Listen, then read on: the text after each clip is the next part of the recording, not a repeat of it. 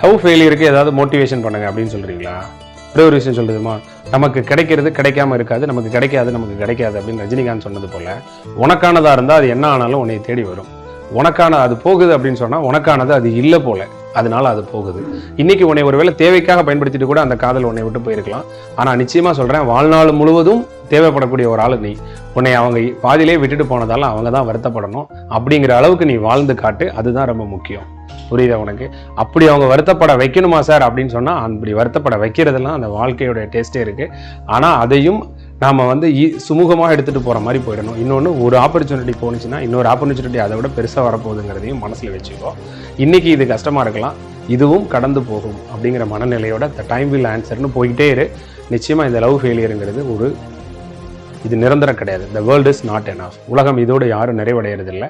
நம்மளை விட அதிகமாக உயிராக காதலித்தவர்கள் எல்லாம் பல்வேறு விதமாக மாறி இருக்கிறாங்க, பல்வேறு விதமாக வாழ்க்கை அமைச்சிருக்காங்க. அதுதான் நெசம். இன்னைக்கு திடீர்னு சடனாக எடுக்கக்கூடிய ஒரு முடிவு நைட்டு என்னவா இருக்கும்னா, நைட்டு முழுக்க பயங்கர கொடுமையாக இருக்கும், காலையில் பார்த்துக்கலாம் அப்படின்னு இருக்கும். அதனால கவலைப்படாதீங்க. சரியா? நம்பிக்கையோட மூவ் பண்ணுங்க, பார்த்துக்கலாம்.